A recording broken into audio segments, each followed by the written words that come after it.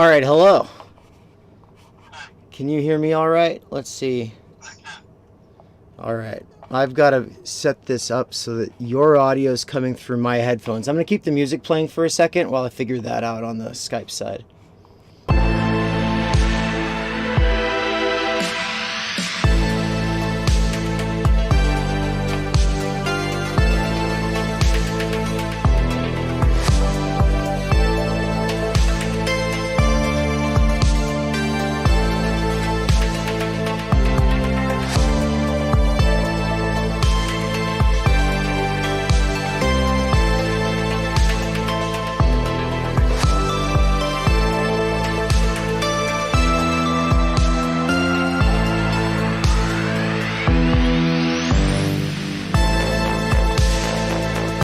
All right, everybody, welcome to the live stream. Welcome, Chris. How you doing? Good. How's it going? Fantastic. I can actually hear you in my headphones now, which is great because you were coming out of this audio device behind me. That wouldn't have worked. Okay. Yeah, and it's also nice that I don't hear myself on your audio. I was watching you in that launch stream for Sublation magazine the other day. Oh, that was terrible. I don't know what happened there. It was awful. I can't believe. Yeah, I hope that I don't have any audio problems with you now, but I shouldn't. No, it's great. Whatever you did to change it is working fantastic, I think. And let me just peek in on the chat really quick, make sure that it's there, make sure that it's working before we start. Sometimes we get talking and then it's not actually live. Yeah, looks like we're good. Everyone, is the audio okay? All right, well, I'll say a couple things as a introduction. So my real name's Dave, but I go by Plebe or Theory Plebe on this YouTube channel. I expect a lot of people are coming just to hear you talk, and so that's why I felt the need to actually introduce myself. But for the handful of people who are just in my audience who don't know about you, who didn't see the stuff that I've sent out about this in advance, welcome everybody. So this is Chris Cutrone. Chris Cutrone, I mean, if you need to be introduced to Chris Cutrone, admit it, you're basically a baby leftist. He's been around for a while, and so this is kind of a really big moment for me. It's pretty awesome to have you on the channel. It's an honor. And I'm just recovering from a sort of virus or something, and so I feel physically humbled, but I'm about to become probably intellectually and historically humbled, I'm sure. I guess the only thing I'll say as introduction is that you're the founder of the Platypus Affiliated Society, that it's been around since 2006, that you have book groups happening all over the world, where people are reading these amazing and in-depth syllabuses. I don't know who puts these things together, but I've looked at a few of the years. That would be me. You put these together, yeah. You want to say a thing about what kind of activities Platypus does and what kinds of stuff is on that syllabus? Okay, so our reading group syllabus is on the history of Marxism, and it covers basically history of Marxism from Marx through Lenin up to Adorno. So it sort of takes up kind of classical historical Marxism and then Trotsky and the Frankfurt School. And that's just one element of Platypus's activities. Our more kind of public aspect is our panel discussions, our public fora that we hold on various topics in various locations around the world. And during the COVID lockdown era, we did a lot of them over Zoom. And so we've amassed some on our YouTube channel that can be watched. We just recently put on a bunch of panels on the war in Ukraine that might be of interest to people. But we cover a variety of topics, both like current events, like political issues, and historical issues of Marxism. And you just had a convention. How did that go? Oh, the convention went very well. So it was our first in-person convention in 3 years, since 2019. No, it was good. And we discussed things like Marxism and liberalism, COVID and the left, what's the role of leadership on the left, What's the Purpose of Marxism? That's the panel that I spoke on. So we covered a variety of topics, and it was very successful. We had members come from around the world. We had speakers come internationally and from around the U.S. And so it was very well attended, and it was a nice event with good discussions. I hope to make it to your next one. So, Cool. So the reason that I wanted to bring you on today is because you've had this back and forth with Benedict Cryptofash over the last few months here. And for anybody who didn't get my very long, but also short for what it was covering, Substack post about that, or the YouTube video version of that went up on this channel. Mm-hmm. Basically, Cryptofash has... I was under the impression that he was a post-leftist until I saw that he was critiquing the post-left, and so I don't really know. But then I saw that he's an anti-left Marxist. Anti-left, right? Mm-hmm. Anti-left Marxist. And so it seems like there's probably some agreement between you two. I was hoping to get you two on so we could kind of nail down what the real substance of your disagreement actually is. Because we hadn't really talked about this yet, but the motto of Platypus Affiliated Society is that the left is dead. Long live the left. And so before we really get into that, I do want to give you a little bit of time to kind of unpack what you mean by that. I'll just say that the only real reason that I had checked out anything having to do with the post-left on that hell site Twitter, I don't go there usually, but the only reason I had looked into it was because someone had lumped me in with the post-left, and I felt on the one hand excited that I might have found my people, and on the other hand insulted that someone without really knowing my position would be able to lump me up with whoever these people were. And so I went looking into it, and I couldn't really figure out if they believed anything, except that obviously Democrats suck, and most of the people who lead the protest movements or recoup the energy through the protest movements in this country, saying that they're not left, that they're radical or whatever, are ultimately, shock troops for the Democratic Party is a way that it gets talked about, right? I have you actually used that terminology before, shock troops? For the Democrats, sure. Yeah, you have. Meaning they're the expendables. They're the people on the street agitating. Essentially for the Democrats. I mean, so the left is dead, long live the left. Okay, so by that, platypus means Marxism. And Marxism has been dead as a political force for a very long time. So it lives on, it has a kind of haunting, spectral quality.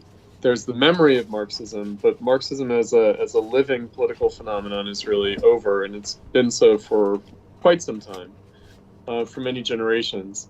But long live the left, meaning something at least like the historical Marxist left is probably still necessary to overcome capitalism. And people still do remember Marxism, still reach back for that history. And so that history deserves a straightforward reckoning and study, contemplation. And so Platypus tries to provide some of that. Now, I think that, with Benedict Cryptofash, I think that one of his main disputes with me would be that for him, the left is alive, right? So the left is alive because it's the left wing of capitalism, it's progressive capitalism. And so, that is like the enemy. I mean, there's a history for this. Position that he and his comrades on Twitter, at least, have. So there's a long history of kind of beyond left and right. You can find that on the anarchist side of things. There's been like varieties of like post-Marxism that also are kind of beyond left and right. I mean, my own estimation of this phenomenon that recurs throughout history of a kind of beyond left and right tendency is that actually it turns out to be right wing. So usually the argument for beyond left and right becomes conservative, becomes affirmative in some way. And I have some warrant for that going back to Marx, because Marx and Engels and original Marxism actually regarded anarchism as reactionary, meaning kind of conservative and right-wing in its own way. I think that generally, especially since the Russian Revolution, anarchism is seen as rather to the left of Marxism, like more liberatory, more emancipatory, and Marxism has become saddled with being conservative or statist, especially. And, you know, in that way, the use of this language of left and right has changed over the course of history. Right. And I think that the phenomenon now that Benedict Cryptofash is expressing is really about mainstream capitalist politics. Meaning, I don't think that this would have emerged in the same way 10 years ago or 20 years ago. You know, maybe back in the 90s, like 30 years ago, there was a kind of beyond left and right, or a kind of post-left anarchism, like kind of tendency. I think now it's really about the death of the millennial left and the disappointment with that wave of history and with things like the Bernie Sanders campaign. So it's really a disenchantment with the Democrats. It's really about that. And it's about sort of following the logic of that all the way through to say the Democrats and anyone and anything that is oriented around the Democrats is the problem. Right? And so it does mean a kind of rediscovery of some older language from the history of Marxism and from the socialist movement and communist movement more generally, in which there has been a critique. There's been a critique of Marxism also as being like the left wing of capitalism, as giving rise to like a new form of like state capitalism. Right. You know, that is like the anarchist critique of the Bolsheviks in the Russian Revolution. It's the left communist or council communist, more accurately council communist critique of Marxism. Like my boy, boy Paul Maddock. Yeah, I like Paul him. Maddock, sure, absolutely, yeah. Yep, exactly. So there's a long history of this, and especially it tends to be like materialist, as opposed to calling the left idealist and metaphysical, and that the left is a kind of an abstraction, whereas the point is like the concrete struggle of the working class. So there's a lot that's being reiterated here from that earlier history by Benedict Cryptofash. But again, I don't think it's really a product of that old history. I think it's a product of the current moment. And Cryptofash and his cohort, even the name Cryptofash, I think, there is actually an affinity with the actual right. Right? So well, he's definitely, and I take this to be the reason he got the name. We can speculate about his identity. I mean, the bio, I think, on his Substack is a mysterious imposter. So right. I mean, you know, it leaves room for a lot of speculation. I wondered if it might be you, in fact, because let's be honest, nobody's ever seen you and Cryptofash in the same room. So right, that would be me in a schizophrenic state or something, or maybe as a way of like arguing against myself in order to prop myself up, up my own position. You know, I mean, to be fair, it could be me. It could be anybody. That's the problem with anonymity, you know. But right. So, but you know, you talk about him and his cohort. I don't really know enough about any of them, really. I know Amy Therese. If you look on Twitter. Yeah. Right. So if you look on Twitter, what you'll find is that there's a lot of like avatars, icons, that is like, I don't know, Middle Ages, Renaissance type stuff. Like I feel like there's a kind of like maybe a kind of Machiavellian vibe. You know, there's something. Right, it's almost I don't know if it's like the Freemasons, you know, it's got this kind of vibe to it that reminds me of the intellectual right, the right wing, right? And the intellectual culture of the right wing has some of this going on. You know, they like to be the new Machiavellians, right? And so, it has that vibe. I'm not sure, exactly, because I don't follow the other people, on his Twitter. The only thing that I do know is that, like, he mainly comes from Amy Teresa's, or Teresa's, I don't know how to say her name even, but she has a podcast called What's Left. She's an Australian blogger and podcaster, and she used to be some kind of a rad lib lefty, and eventually she burnt out. I think she burnt out on round one of Bernie, but then she kept quiet for a while, and then she started popping off and mainly calling people names on Twitter, kind of a sort of Trumpist attitude, Yep. on Twitter. But what I found of value as far as what that podcast did was it brought some people who don't really have a platform anywhere into dialogue with other people who also don't really have a platform anywhere, and they're all talking. And right now, I think the main thing that most people are going to say is that it's an anti-political project. And I think that that's a worthy critique, and I think she's even said that herself, that it's true. But I also think To that describe it as anti-political or anti-politics. right, and therefore Okay. and therefore seeds ground to the right or whatever is usually what people will say, which is why to take on the moniker like Cryptofash or whatever is just to kind of get out ahead of it.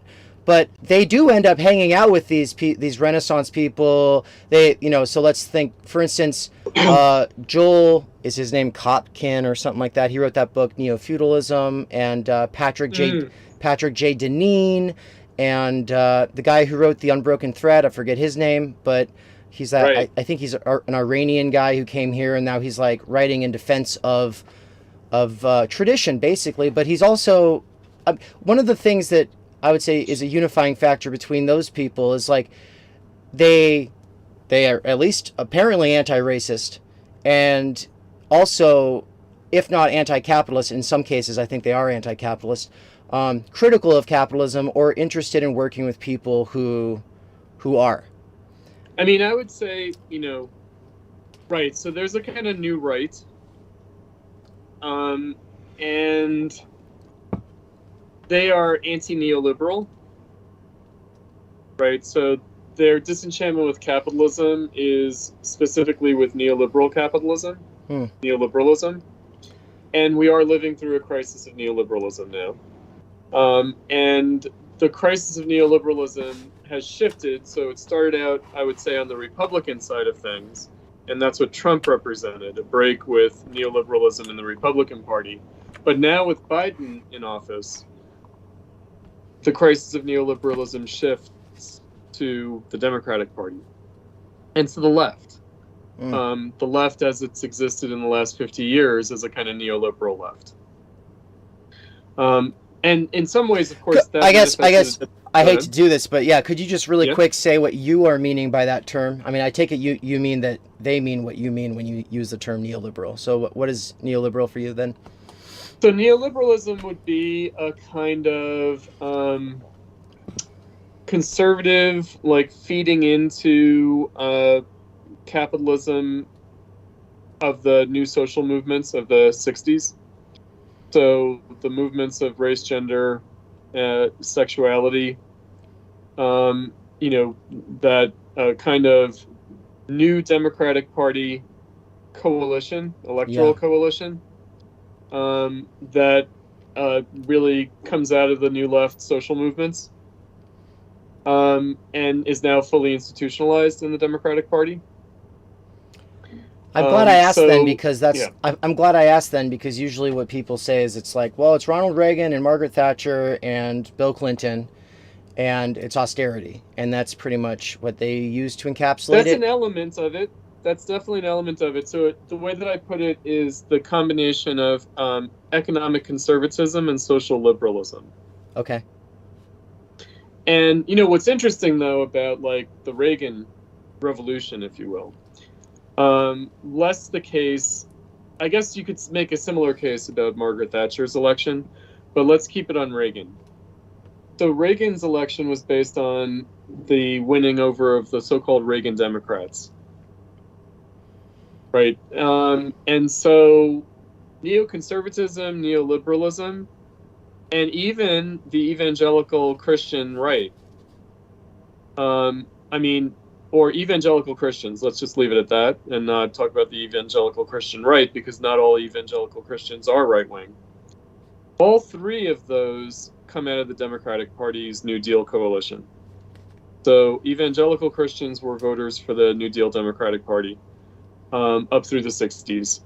And then, of course, neoconservatism, there's like William F. Buckley neoconservatism, but then there's the more like Cold War like neoconservatives, like the Cold War hawk neoconservatives, and they come out of the Democratic Party and join the Reagan administration in that capacity, because they see like Carter especially as being too soft. So they want to be very hawkish in the Cold War. There's that kind of neoconservatism, a kind of militant like war for democracy and even like liberal human rights interventionism. Now, and neoliberalism like Milton Friedman also comes out of the Democratic Party. Right? And back in the day, like neoliberalism really referred to like the Democrats, the Democratic Leadership Council. So Bill Clinton and Al Gore, right? The New Democrats, Right. The New Democrats were the neoliberals. For Thomas Frank in the book Listen Liberal, he talks about how he uses a bunch of Bill Clinton quotes, from these defining speeches to highlight how any talk of poverty became talk of, well, the solution to that is just to make sure they have access to education. Which obviously the subtext to that is some people just deserve to be poor because they didn't take advantage of that education that was offered to them. Right. And so that's a kind of dark moment. And that he talks about this as the shift from at least appealing to working class voters to taking them for granted and then just focusing on trying to cultivate some some buy-in from the professional classes. Mm-hmm. Yeah. So let's talk about that, because I think that's really what it boils down to, is the working class. Okay. In other words, what we're really dealing with is a kind of exaggerated expression on the left and even on the post-left, right? Because like the point is, there's no point in being an anti-leftist Marxist. If you're a Marxist, you're on the left. That's it. In one way or another. So what we're talking about is the shifting electorate in terms of the working class. So it is about like the Reagan Democrats, who then supported Bill Clinton, who then supported George W. Bush, and who then supported Obama, and who finally supported Trump, and maybe shifted back to Biden to at least some degree. But there is this question of like the working class. And so I think the anti-leftist Marxism of a Benedict Cryptofash is really a phenomenon of that, right? The apparent loss of the working class vote to Trump and the Republicans, which again happens periodically in the last 50 years. It happened most significantly, well, of course, to some major degree with Nixon, but surely with Reagan. So that's the source of anxiety about like, okay, the left and the working class. And so if Marxism is about the working class, being an anti-leftist Marxist seems to be about choosing the workers over the left. And why would we be confronted with that issue today, like now, like in the last year or two? Because of the Trump phenomenon. Right, and because, again, the Democrats, as usual, kind of take the working class vote for granted, bleed working class votes. Biden, I feel like the Biden election, because this, ripples through the culture and our consciousness. They made a deliberate effort to try to win the white suburban vote against Trump, right? In other words, they were trying to win back a certain constituency for Trump, the Democrats under Biden, but they didn't aim for the blue-collar working class. They aimed for the middle-class suburbanites and the white female suburban voters who were turned off by Trump's style. Like they said this over and over again, right? And so the fact that the Democrats essentially cast off any attempt to appeal to the working class. And they had already said, Hillary had already said that they were a basket of deplorables and irredeemables. Right? Like, where does that leave Marxism? In other words, if Marxism is oriented towards the working class, what happens when mainstream capitalist politics seems to be characterized by a fight and a crisis of who's appealing to the working class and who's not? And, the idea that the Republicans should be the workers' party, right? Which, whatever that might mean. But I think that that's what we're really talking about. I don't think that we're really talking about the struggle for communism. I mean, I would like to be talking about that. I would love to be talking about, okay, how are we going to get the dictatorship of the proletariat in the United States? I don't think that's where Benedict Cryptofash is coming from. I really don't. And it's going to be a problem for me is because I don't either, but I'm still going to play devil's advocate. And so Yep. I'm, so for instance, a way of doing that would be to say it's not implausible that Bernie could have done a lot more, if not symbolically, than perhaps realistically, by running as a Republican against Donald Trump in 2020. Because in all of my experiences in red states and blue states and battleground states that kind of go either way, knocking on doors, making phone calls, I got a lot of sympathy from people who are right-wingers or kind of normie conservative types.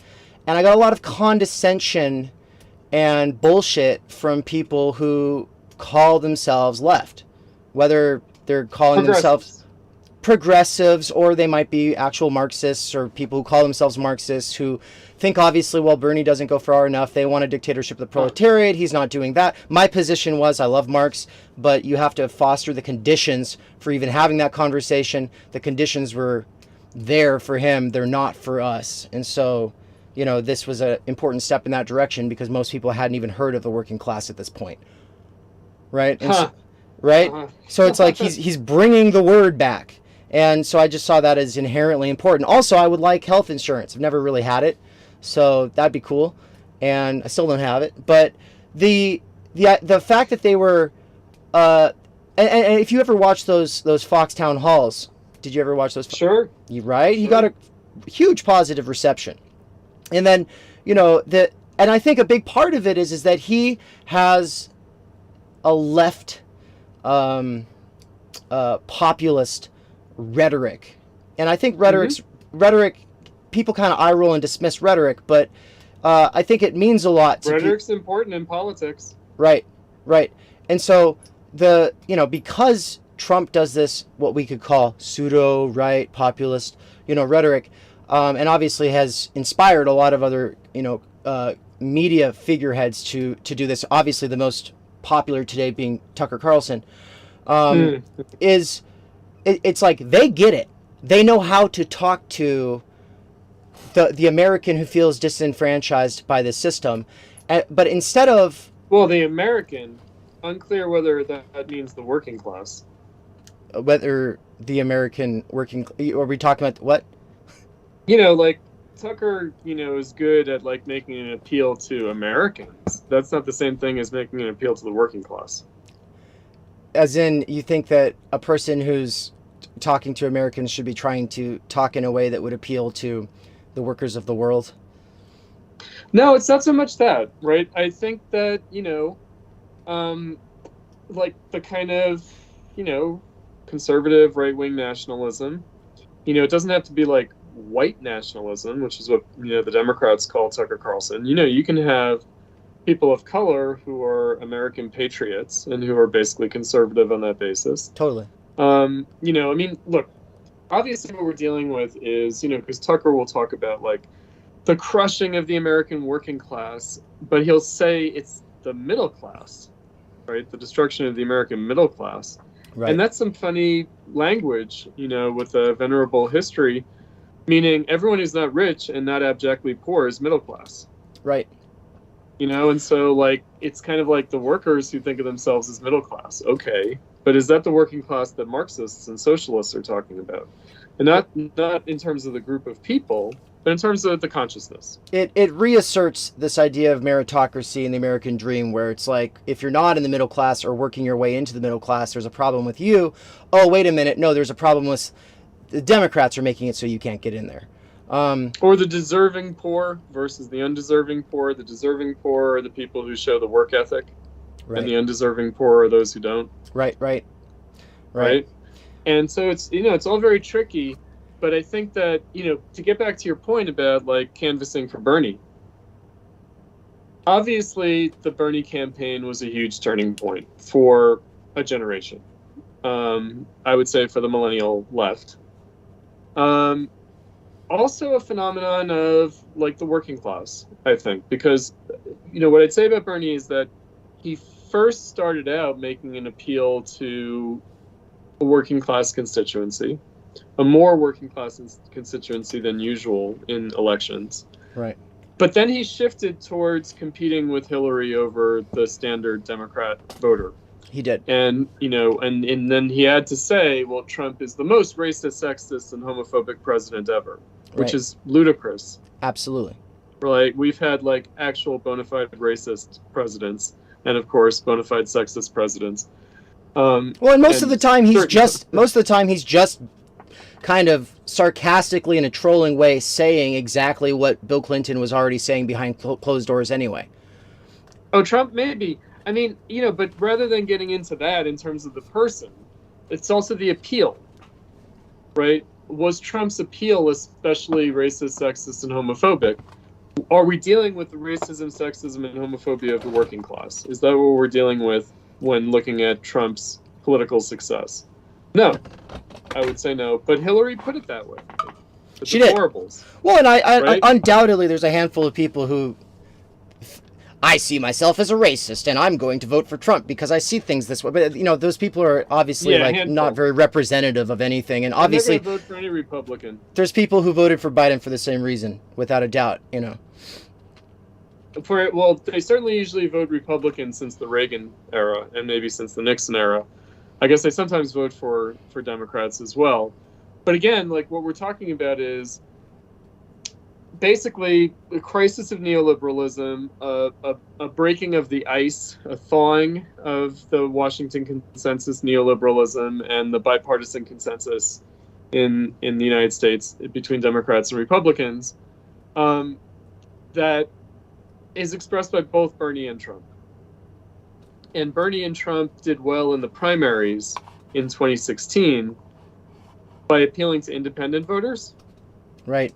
Not registered Republicans or registered Democrats. And a lot of independent voters are working class. Right. But a lot of them are just middle class. Mm-hmm. Right? They might be what Marxists would call petty bourgeois. Or they might be in the privileged layers of the working class or something. There's also a lot of generational anxiety. There's a lot of voters for Trump. I'm not sure so much for Bernie. Bernie might have had more of a millennial vote, but Trump certainly got the vote of middle-aged working class people who are concerned about the world that their children are going to grow up in, or the world that their young adult children are entering in terms of the workforce and loss of opportunities. Right. So there's that. There's the kind of anxiety of downward mobility from the middle class. And that's, like a theme of, I would say, the Democrats. And so when Tucker Carlson says the destruction of the American working class and the destruction of the American middle class, more specifically, mm-hmm. That's something that the Democrats could say too. So again, like Tucker has to be called like a far right wing person precisely because he's edging too much into the domain of the Democrats. The traditional domain of the Democrats. The traditional domain. This is really the background. But the traditional domain being a little, many decades ago, right? Somebody in the chat says a materialist analysis doesn't center rhetoric, though. And I want to tie that into the point I was going to get to with the pseudo-populist rhetoric. I was going to say, right. I think the big thing about it is, first of all, people's psyches and relation, the neural pathways that are triggered by signifiers.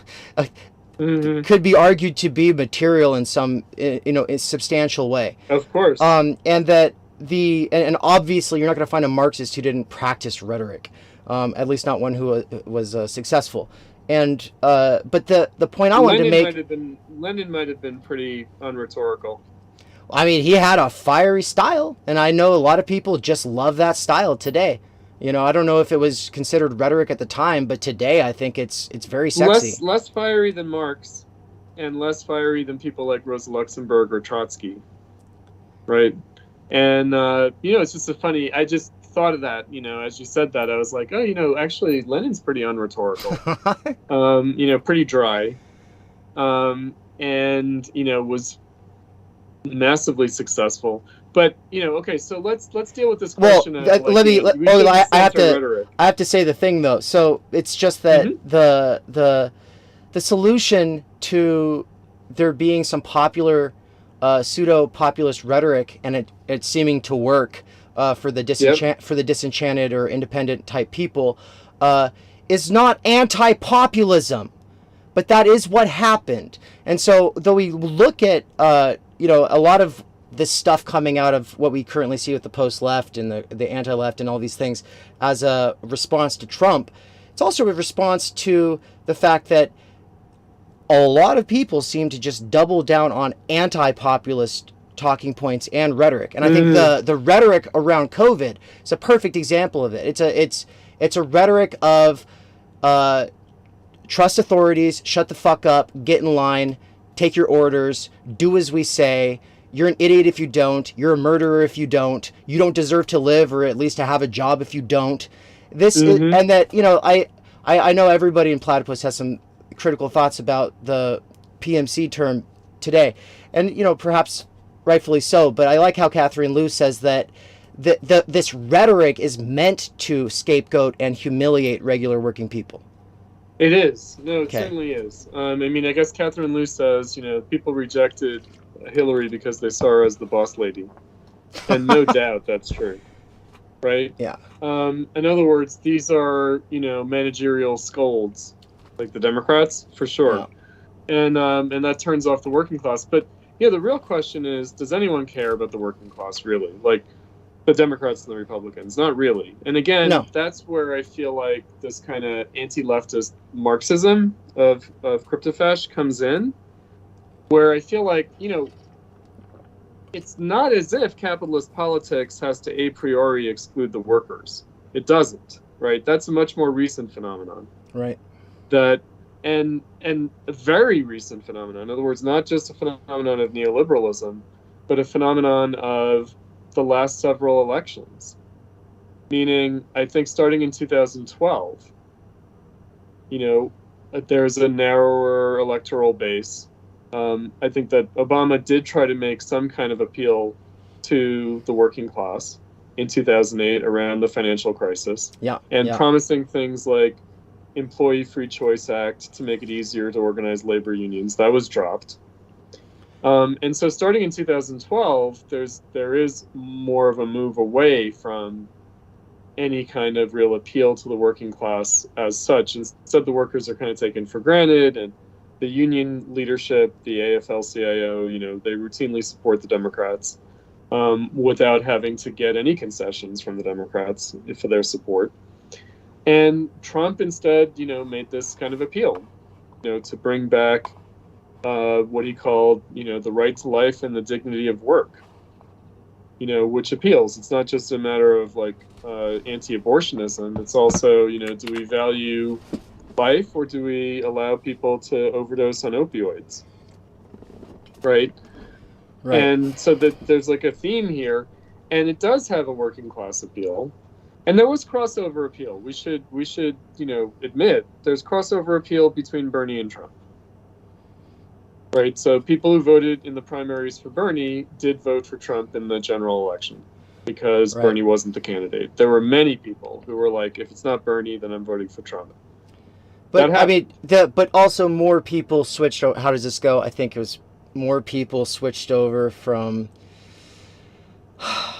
was it from Was it from Hillary to, I don't know, the previous one? More people did this. Do you know what I'm trying to say? Oh, sure. There was generally more of a shift from Obama to Trump. There was more of a shift from Obama to Trump. Okay. Yes. Between 2012 and 2016. Yeah. And there was a lot of people. I think. See, this is why I'm like catching myself, but I think it was also more people who voted for Hillary switched over to vote for Trump than Bernie people. Possibly. Right. I don't know about that. Yeah. I mean, but we have this scapegoat figure in our heads, right, of the kind of people who show up at a Trump rally who are not indicative of the actual people who vote for Trump. I mean, you know, obviously they exist. True too. Right. But we're talking about middle class, upper middle class, and like, you know, rich ass business owners. You know, they don't show up to rallies. They don't need to. You know, they're running businesses. Well, they might show up for a rally because they might pay the price of the ticket. You know, I mean, for me, you know, what's kind of interesting are the Latinos and the blacks who voted for Trump. And those would be not just Christian conservative middle class people, although there's certainly a lot of them. But I feel like there is such a thing as a silent majority, you know, to go back to the kind of Nixon phrase. And when we're talking about the silent majority, we're talking about the working class. Right. In other words, people who you're not going to know voted for whoever they voted for. They're just going to vote. Right. You know, they're going to vote in precincts where they're much less likely to be polled by the media. You know, who'd you just vote for? Right. Because the media polls at the middle class precincts, not at the working class precincts. So, you know, again, even the way this data is collected.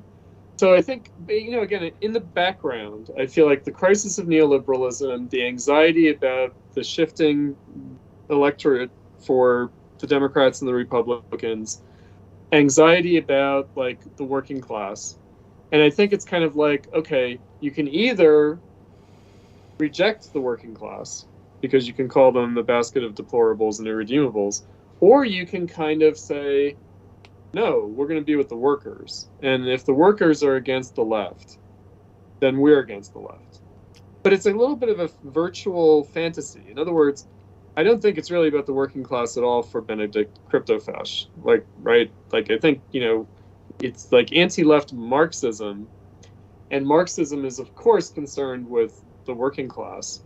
But that's not what Marxism means today, right? I feel like Marxism today, it, you know, like the Jacobin DSA left, I think Marxism is an explanation for their declining middle class, like, fortunes. It's not really about the working class. And that's why they agonize over whether the PMC is part of the working class or not. And are they PMC or not? And, you know, what does that mean? And, you know, who's a worker and who's not a worker? You know, they really agonize over that question. Right, because for them, this is really just more identity politics. And, well, actually, it's funny because Graeber says that the most, like, characteristic mode for the PMC, he wrote a little piece on the PMC a few years back before he passed, and he says that two characteristic modes of the PMC are a vulgar Foucauldianism and reflexivity, which is, you know, reflexivity is obviously, well, as a navel gazing, narcissism. Well, it's also you can't leave your identity out of anything, and insofar as you are to succeed and it's legitimate, you've got to constantly make appeals back to your identity or put your identity down. So that would be the reflexivity, as opposed to the Foucauldianism it's really just like micro interaction analysis, microaggression stuff. Microaggression. Right. Yeah. Right. And so to get all worried, discursive power. To get all worried about whether you're a PMC or whether you're a working class is sort of an extension of this, when obviously for Marx, the issue is never like, it doesn't, he wasn't like, well, you know, Engels is pretty good except for the fact that his dad is rich, you know. Well, Engels has never had to work Engels never had to work a day in his life. Marx never said it, you know. No. So again, it's kind of like, you know, I'm just trying to diagnose this ideological phenomenon of, like, anti-left Marxism and what it's really about. I think that none of us, not the Twitterati, right? Not like, the blogosphere or the vlog, the YouTubers. I don't think that any of us right now are in the business of organizing the working class to take power. I think we are engaged in intellectual work, if you will, of some kind or another, even if in a very degraded form, in the form of tweets or in the form of like Substack essays. Yeah. We're doing intellectual work. We are practicing rhetoric. We are, right? And even if it's the rhetoric of material reality, that's rhetoric too. Well, there's real shit that needs to be figured out, right? And No so, doubt, you but know, who's actually doing that? I mean, in other words, I'm honest enough to say, my domain is intellectual, meaning I am thinking about ideas. I'm trying to recover Marxism as an idea. Uh, you know, without actually having access to its real object, namely a socialist workers' movement, right? Or communism as the real movement of history. Like, that's not what we're talking about in reality because it doesn't exist. And so, what are we talking about? We're talking about some ideas. And, I guess there is a difference between ideas and rhetoric, of course. And ideas have become debased into a kind of rhetoric, into a kind of in-speak, into a kind of language policing, right? And so right. I just feel like, isn't that what Benedict Cryptofash is doing? Isn't he saying what matters is what we call ourselves? We shouldn't call ourselves the left. And it's like, that doesn't matter. It doesn't matter what you call yourself, right? It matters what the substance of it is. And I don't think that any of us are dealing with the substance of the working class as a political force. Well, yeah. So here's this one will be easy for me to play devil's advocate for because Uh-huh. it's something I've pondered about. But so I've got a friend in the IMT in Canada, Mm-hmm. and for anyone who doesn't know, it's they're Trotskyists, the Mm-hmm. International Marxist what Tendency. yeah, and there's a lot of them. They, like when they have a They're a convention, strong group. They're one very of the big, few groups that didn't fold into the DSA. and they constantly educate their people to not lead the workers, but to be a part of whatever the movements are at the moment, and to try to uplift, but mainly educate, and them to try to get them to go in a more materialist direction that could eventually, hopefully, challenge capital. So I think it's admirable what's ultimately what they're trying to do. But here's the thing: it seems like the overwhelming majority of them presuppose that any given movement that they need to be getting involved with is going to be one that's coming out of the progressive, Yes. the so-called progressive wing of capitalism, meaning that when you have truckers who are like, you know what, I don't like this COVIDian bullshit, and so then they have their trucker protest, the IMT is not there giving them pamphlets that could possibly speak to them or make sense. Instead, they're just like, yeah, No. they're a bunch of Nazis, and they just kind of like stereotype them all as that, and they don't try to educate them. That assumes that the left of today is really just a degraded left. It does.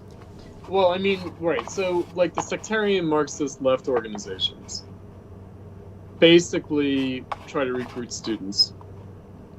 And they recruit people who have youthful enthusiasm, have the time and energy, have the mental space and capacity to basically absorb Marxism at the level of ideas. And so one of the reasons why Platypus, by the way, does what we do is that we're honest with ourselves that we're not trying to organize the working class. We're more honest with the other sectarian Marxist left groups, which, of course, we are one in this sense. But we're more honest about the fact that, look, we're talking to students. And we're talking to students who are Middle either rebelling against their conservative parents or who are coming from very liberal homes but want to out-progressive their parents. Yeah, exactly. That's right. And so, I myself was a working class student at a small liberal arts college. I was very much sociologically out of place at Hampshire College. But, I'm not going to make any great, excuse me, claims for myself in terms of, like, class. But I am just going to say I didn't fit in well with the sectarian Marxist left, meaning because I didn't have resources, I actually was a bad recruit for them. You know, I couldn't travel, I couldn't take time off, I couldn't be at the next demonstration. I had to work, you know? And so I was just not a good candidate for being a cadre of one of these groups because I wasn't middle class enough. So that's just a reality. And that would be true of the DSA, Jacobin. You know, that's true of anybody. That's true of the left. And it's again, also true of mothers. Sure. I mean, it's The true of left a is lot very of bad things, at, you know, Yeah. there's not a lot of cadres of mothers, you know, so, but, you know, time and energy is a huge issue, but also, like, there's no one who needs more social supports. And so, you know, like, do they in general gravitate towards, you know, churches and more liberal kinds of community groups? Yes, they do. But, like, the left does not see mothers as the revolutionary subject, even though it's a meme at this point that it's when moms can't get bread that revolutions happen, right? Well, when a certain kind of revolution happens, right? Okay. You know, yeah. I mean, yeah, there might be a revolution in this country, and it might be based on a bread riot, and I doubt that's going to lead to socialism. Right. Yeah. Well, and that's also the issue with this idea that the prime conditions for socialism are when people are just really desperate, right? Which is Yeah, that's a total mistake, right? Right. So, in other words, I think that. Well, look, we don't have like a socialist movement, a proletarian socialist movement. And what we have instead are ways of folding a kind of anti-capitalist sentiment or a discontent with capitalism into progressive liberalism. And so, you know, look, I'm sympathetic to the Benedict Cryptofash criticism of the left, of course. But again, I feel like that's not what I mean by the left. And that's in our exchange of articles, I tried to say, look, the way I'm using the term the left is very much about the left in Marxism. Like, in other words, not Marxism as part of the left, but rather, is there a left wing of Marxism? Right? And that's a very different proposition. Because to say, okay, well, the left is just the left wing of capitalism, you know, but I'm not talking about Democrats versus Republicans. That's not what I mean by the left. I don't mean the left is dead because the Democrats are ineffectual or the Democrats suck. I don't mean that at all. I mean, I'm a strict adherent to Gore Vidal's formulation that in the United States there's one party, a property party, and it has two right wings, Democrat and Republican. Meaning I don't consider the Democrats to be to the left of the Republicans. I really don't. I don't think progressive liberal capitalism is to the left of conservative liberal capitalism, which is what you have in the United States. I think that there's a fundamental issue there. You know, who are the conservatives, who are the progressives? And, you know, I just will remind that Newt Gingrich said, we're the true revolutionaries, by which he meant we're the true progressives. And it's the Democrats who are conservative who are holding on to the old way of doing things, and we Republicans are going to change things. We're the progressives. Right? We're the reformers. We're the ones who are going to make the necessary changes. And the Democrats, of course, deny that that could ever be true because they're the party of FDR and LBJ. So they claim a monopoly on progressivism. But we have to admit that the Republicans have challenged that claim. In other words, they've stood as the party of change against a kind of ossified, sclerotic, obsolete way of doing things. And that's what we're dealing with now with the crisis of neoliberalism. We're dealing with the inability of an old way of doing things from working. And that's at the level of policy, and it's at the level of electoral majorities. Right? So the old way of crafting electoral majorities is not working for either the Democrats or the Republicans.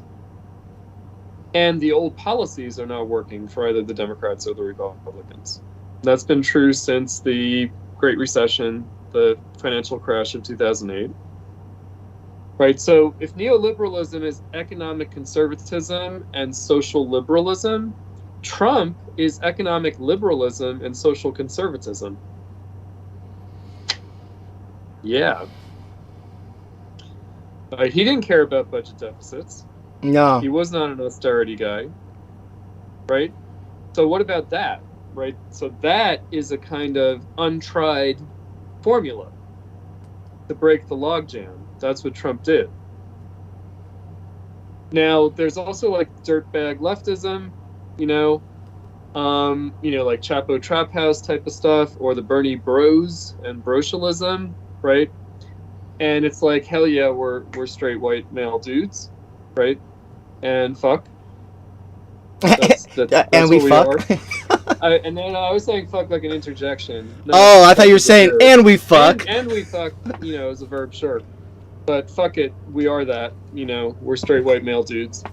And, if that makes us like the deplorables or, like if that makes us the dirtbags, so be it.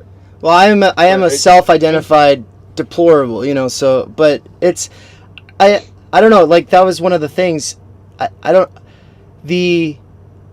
think a lot of the people that I was involved with were not straight white males, and were insulted that they were being called as such, and it's not like it's not like any of these other groups that were active trying to get these other people, in through the primaries had like this amazing representation, because it turns out in America that the color of your skin doesn't really generally define your ideology, right? It really doesn't. Yeah. I mean, maybe in a couple of states, right? It might. No, it really doesn't, though. It really doesn't. I mean, this is the thing. This whole way of posing things that the Democrats are insisting on, and this whole woke capitalist thing, is really like obsolete. It's obsolete out the gate, right? Like it's to begin with. Well, it's a dead letter. It's especially obsolete after we watched Bernie, as you say, capitulate more to this kind of Hillary base over the course of a couple of years leading up to 2020, and made himself sound more like the people he was running against, and then the people he was running against all acted like, oh yeah, we're for universal health care. They all acted like that. Oh, Bernie, we got the memo. Now we're on board with that. But you're old and you're white and you're male, dude. And then obviously anybody who is pushing for him, everyone's like, come on, look, we've got a black guy we can vote for. We've got a white woman girl boss we can vote for. We got like a black woman girl boss we can vote for. We got, go down the line of all these other identity categories. Cory Booker.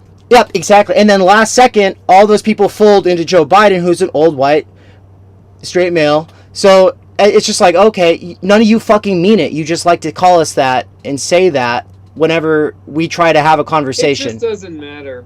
In other words, it really doesn't matter. Right. It's not like, look, that was just Democratic Party bullshit against Bernie. But again, behind it is a whole ideology, and I think that even people who supported Bernie might have like denied this, but they're sensitive to the accusation, right? Like, in other words, they're defensive about it. They're like, oh, maybe I am a straight white male, but what does that mean? Right. And then like, but then you can kind of embrace it. Like I said, the dirtbag left, and the reason that I brought that up was that that seems to be what this anti-left Marxism is about. It's the latest iteration of this kind of dirtbag leftism that's been an important cultural expression of Bernie bro kind of, leftism. I mean, again, the other thing about like leftists who become right-wing or who flirt with the right or who go beyond left and right and therefore really become the right, especially on like cultural issues, there's a long history of that too, of ex-leftists, embracing the right. And well, everybody started reading Christopher Lasch, right, within the last few years. Christopher Lasch was a leftist, though. You can do worse than that, right? Like, in other words, like Christopher Lasch, he might have had some more right-wingism in some of his books, but even then, he was a leftist, he was a socialist, he was, he wasn't ever really actually right wing. And I think that again, this is just what happens to anyone who departs from the Democratic Party script. Right. Right. Well, and really though, yeah. like the discomfort and the denunciation, like I said with Tucker, the thing with Tucker, he was a kind of Reaganite Republican who's been reborn as some kind of populist, and why he has to be denounced in the way that he is by the Democrats is because he's uncomfortably close to them.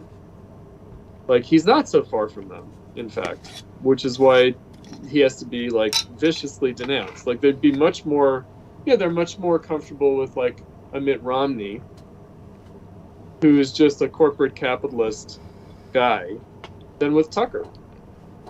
Right. What the hell's that, right? So it's just interesting, and again, because we are dealing in the realm of like the internet and, kind of meme culture and, like a kind of an in-speak and a lot of like hyper convoluted and dense discourse and rhetoric, because I don't know how to read tweets myself. Like I'm definitely a boomer now, I guess, not really Gen X, but I don't really understand memes or tweets because it's just too like specific. You know what I mean? Like I feel like I don't know what the fuck people are saying, really. I don't know what this means. It just seems way too inferential.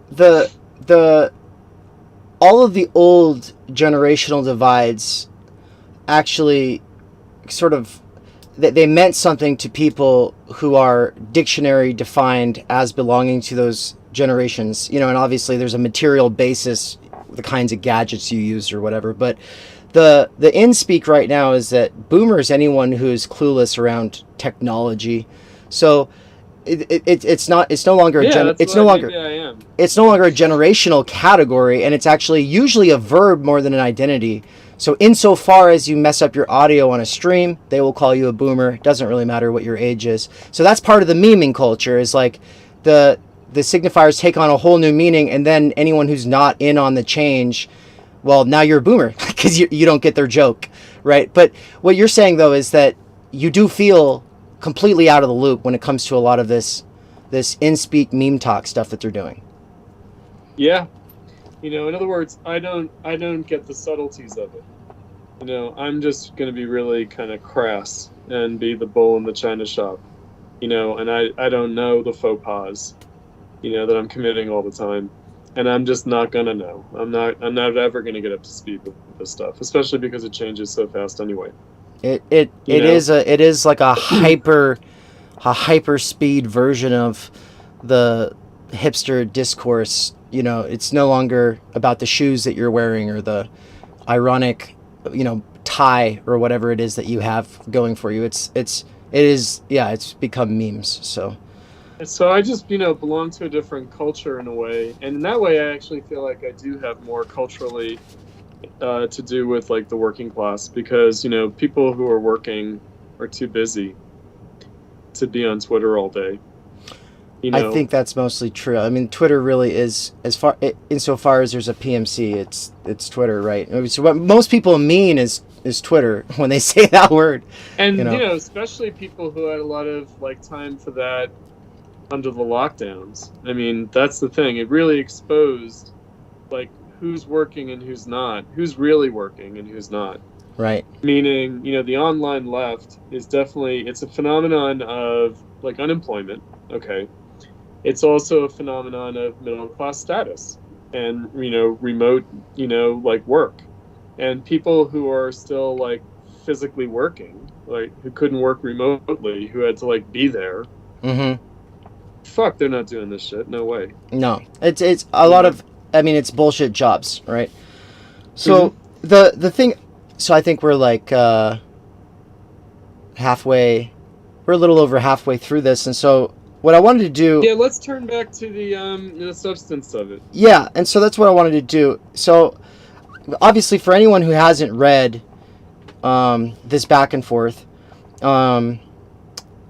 I hope you get a chance to, everybody, someday. But if you didn't, we'll try to give a quick little rundown on it. And so the claim being made by, because for instance, so far we've talked about the sort of historical context that probably explains the phenomenon of which Benedict is a part of, right? But that's, and what might be some sort of psychological motives of, or some, what he's reacting to, which I think that's not immaterial, and that is important.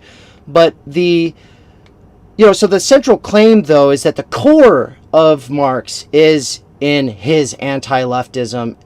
And there's actually an interesting synchronicity here between that position and what you said in your response to Alain Badiou in the communist, in your response to his communist hypothesis, where you talk about the Marxist hypothesis. Right, your piece called the Marxist hypothesis, right, where you talk about how maybe you want to talk about that for a second, because it seems very similar. I think the word, everything kind of hinges on the fact that you use this word within. You say he was the fiercest critic of the left from within the left. Right. So, but where Benedict Cryptofash is coming from is saying, yeah, but so we couldn't transport him here and imagine, maybe I'm going out on a limb here as far as what he would say, but we couldn't bring Marx here and presume that he would be like, I see a lot of potential in, the left side of capitalism. I could rally those people. I could really make that work. Let's be a fierce, let's do a critique so that we can get at the imminent possibilities here. Not necessarily. We don't know that he would have done that. And so for you, the core piece, it sounds like from what you said earlier, of what Marx is doing has to do with the dictatorship of the proletariat and the idea of the imminent possibilities in capitalism leading through socialism to communism. But in that piece, though, in your response to Badiou, you also say that he's a fierce critic of communism, but also he sees it as a powerful force that could perhaps be harnessed or taken in a positive direction. I mean, really, I would say the issue is this. So, Badiou, for example, as like a post-Maoist, I suppose, but really a Maoist. Right. He prefers to call himself a communist rather than a Marxist. And in embracing communism, he embraces essentially a kind of, in terms of the French Revolution, liberté, égalité, fraternité.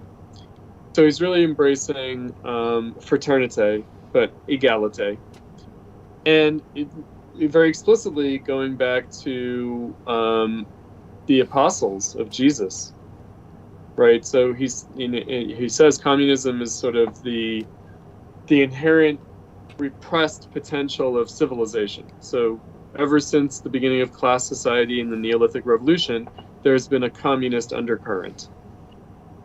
And, there's been a kind of disenchantment with social hierarchy and a drive towards equality, but not merely towards equality, but towards fraternity, right? Communism. And in that way, when I referred there to like the left, again, I was thinking of that kind of a left. And in the communist hypothesis, Badiou talks about it in terms of 1792 to 1871. So from the Jacobins to the Paris Commune. That's a 20th century way of talking about the left, right? I don't think in the 19th century really people talked about the left and the right. Even the idea that we project back onto like the crisis of Hegelianism, of like the left Hegelians and the right Hegelians, right. It wasn't. It was the young Hegelians and the old Hegelians. That's what it was. It wasn't really left and right. So I don't think left and right was really had a currency. I think it had a currency maybe in the French Revolution in that moment with the Jacobins versus the Girondins. But then I don't think that it really is about that. I don't think that like Proudhon or the utopian socialists or Marx and Engels, right? Because Cryptofash says, show me one place when Marx and Engels call themselves the left. Yes. They might, I don't think that it's a prominent thing, though, for them, to self-identify as the left. But I don't think that anybody did. I think they called themselves socialists and communists. I think they called themselves like proletarian revolutionaries, like for the working class. They didn't talk left and right. So left and right is much more of a 20th century thing. And it actually comes from Marxism. It comes from the split in Marxism between the left wing and the right wing of Marxism. And it very deliberately does reach back to that French Revolutionary history. But it comes from a Marxism. But it comes from a Marxism after Marx is dead.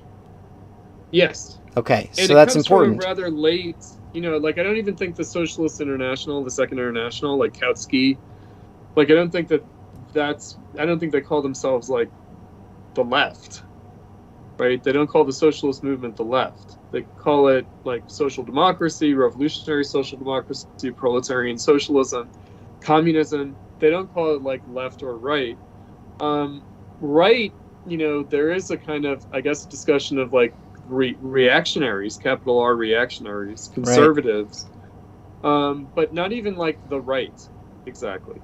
I think that this is all 20th century language, and it comes out of Marxism and even then onto. And even then, reactionary meant amenable to capital. It didn't mean, these social issues. It didn't. I mean, there were always cultural conservatism, there was that, and there was also the reaction. Like, in other words, people who have nostalgia for, like, the monarchy and aristocracy and the traditional role of the church in society and religion. Okay. Right? There's the reaction, like the kind of people who want to turn back the clock on the French Revolution. Right? Which was against both the church and the aristocracy. And against really the traditional way of life, in many ways against the peasantry as well. So, there's like the reaction. But I think that insofar as Marxists use that language is because they saw themselves as being in the revolutionary, like the French revolutionary tradition. And I don't think that had much parlance in capitalist politics until the 20th century. And I think that now, at this late date in 2022, it's bound up with all sorts of things. It's bound up with, like, the Cold War. It's bound up with, the Soviet Union and communism and anti-communism, all these things. So I think that it's very tricky, and we have to be careful as to how and why older Marxists would have or would not have used the terms left and right. And again, I think that this discussion now, in terms of like anti-leftism, is really a phenomenon of disenchantment with millennial leftism. Right? It's like, okay, no, we're done with that. We're not doing this. We're not playing this game. We're not putting any hope in the Democrats at all. Like, right? It's sort of spurned ex-Bernie bro type mentality. We don't have any hope in Jeremy Corbyn or Bernie Sanders or anything like that. We're rejecting all of it. Right? We don't want to be in this tradition. We want to be like Marxists for the working class, and that has nothing to do with left and right. Left and right is just the capitalist political game, and we reject all of it. I feel like, okay, that's one way of talking about it. That's not what I mean. Like, in other words, when I say the left is dead, long live the left, I mean socialism, right? I mean proletarian socialism, socialism as a phenomenon of capitalism, of, like, again, Marxism, that's what I mean. So back in the day, the only people that I ever spoke to, like when I was much younger, who would say it's not about left and right, it would be like anarchists. And as a Marxist, I would just think, yeah, that's because you are right-wing. Meaning you have this, like, small mutual aid, community, kind of local democracy, autonomy kind of vision, and that's an attempt to turn back the clock on industrial capitalism. That's an attempt to turn back the clock on modern society. Right? And so that's why I always heard beyond left and right, as right wing. Right? I mean, you mentioned Graeber, who's an anarchist, and Right. Foucault, right, who sometimes is seen as an anarchist, but I think Foucault is just a conservative. Right? He certainly wanted to go beyond left and right, and he wanted to, disenchant people with the left and its claim of like freedom, and say no, they're just instituting a new disciplinary regime. Right? And so to me, that's conservatism. In other words, to say the left doesn't really mean it, it's not really about freedom, it's about a new discipline, that's a right-wing critique of Marxism. That's a straightforward right-wing critique of Marxism. It can sound anarchisty, it can sound libertarian, but it's basically like conservative. It's like they don't really mean it. And I feel like I'm getting that vibe from Benedict Cryptofash too, which is anti-leftism. It's like the left must be defeated, right? Because the left doesn't really mean it or something, And I feel like, well, no, like that's like a very specific point about DSA Jacobin and Bernie Sanders, and again, the disappointment of the last wave of millennial leftism. I think a big part of it, though, also has to do with the next wave. It will not succeed if it does the same thing, which is presuppose that the revolutionary subject is radical liberal students who say, well, I'm not a Democrat, I'm a leftist. I'm not a Democrat like my parents, I'm a real leftist. But what they mean by that is they just take the ideological scripts from a handful of the Democrat and like MSNBC type, talking heads to the letter. And then they want to hold those people accountable and measure them by their high ideals or whatever. If that is the presupposition again, and that just remains so, okay, but it doesn't really seem like there's any hope there. Well, I mean, I think there is a long history, I think, since the 60s, certainly since the 80s, of the left being disappointed Democrats. Meaning they feel betrayed, let down by the Democrats. They feel like the Democrats lie or are hypocritical, right? Or, they betray, their promises. And, my attitude is I don't expect anything of the Democrats at all. Like, I don't feel betrayed by the Democrats. I think the Democrats say exactly what they want, and they mean it. And they do it when they can, and when they can't, they don't. And I don't think that they promise anything that has anything to do with socialism. Right? I don't think the welfare state is socialism. I don't think that racial politics has anything to do with overcoming capitalism and achieving socialism. So, the left really is, I mean, in that sense, an adjunct to the Democratic Party, and that's been true for a long time. And would you say that your position on that is basically the same as Adolf Reed's? Because I know that you speak of him as one of your main influences next to Moïse Pastone. And by the way, I didn't say this in your introduction, but I'm a big fanboy for Moïse Pastone. So this has been all along like a really big thing for me. Is like I'm one point of removal from the man at this point, so that's exciting. But you would say then that that's basically the same position though as Reed, or is it different? Similar. So Adolf is an important teacher of mine from a young age. So I knew him from when I was in college. I went to college with his son, Touré. And he was, Adolf was also friends with some professors of mine. And so I got the chance to know him. And then we both happened to move to Chicago. And so I got a chance to really get to know him very well here in Chicago. And participate in his Labor Party project in the 90s. And so, yeah, I learned a lot from Adolf. And I do agree with a lot of his work, especially his critique of the neoliberal Democratic Party as racial racketeering, as racial capitalism, racial democracy, as opposed to social democracy. Right. And so I understand things very much in Adolf Reed's terms. Where we differ is on Lenin and Adorno, as it turns out. So Adolf is actually more of a council communist.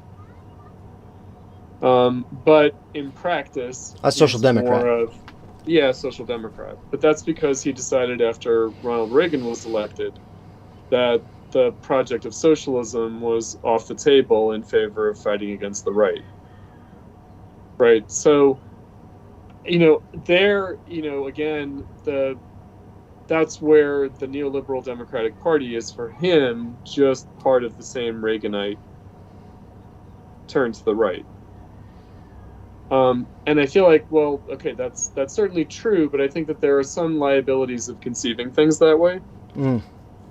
Which is to say that it's like, I don't know, the mainstream capitalist political spectrum itself moved to the right, and the Democrats are just the left wing of the right, if you will.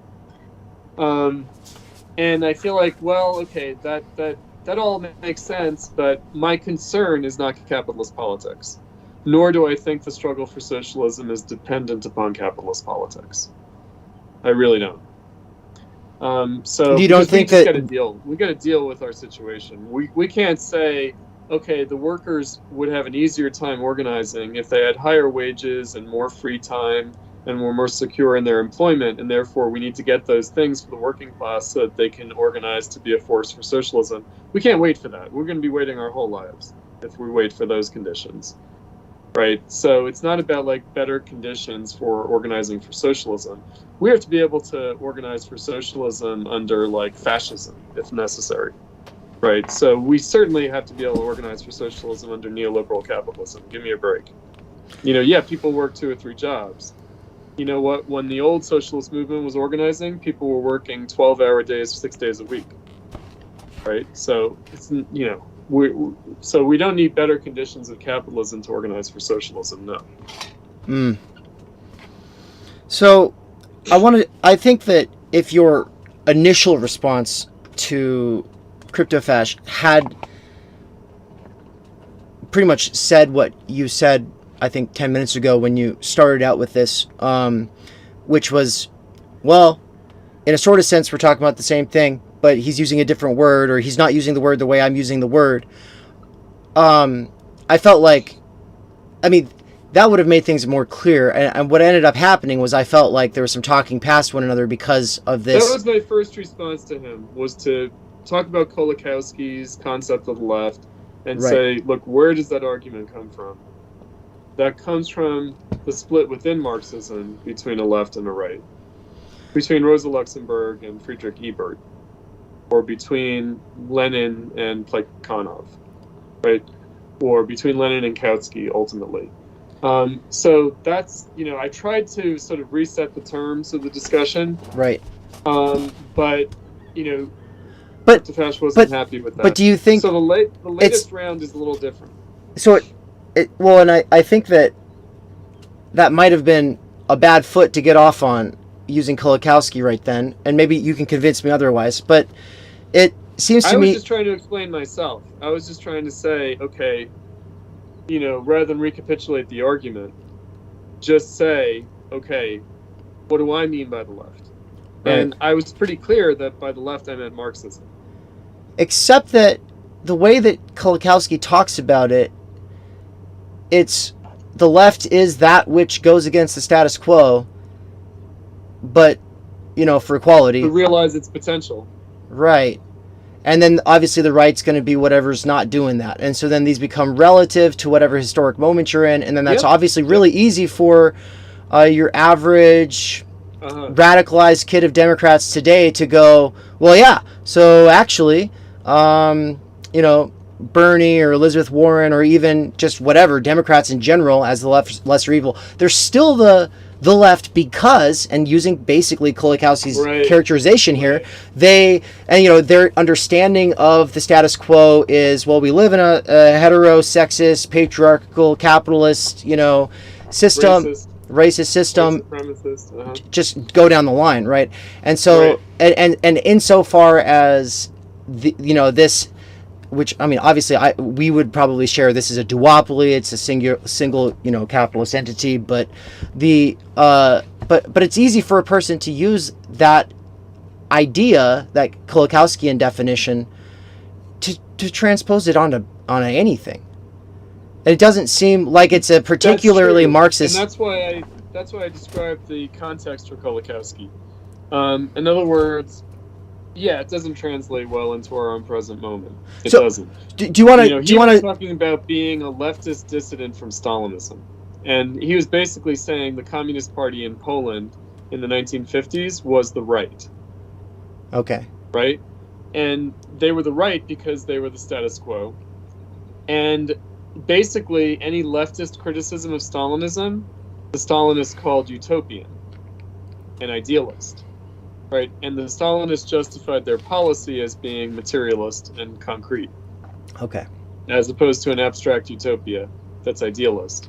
And Kolakowski was saying, okay, if the left is an abstract utopia that is idealist, okay, I will accept that, but what does it mean? Right? Because again, it's what we were talking about earlier.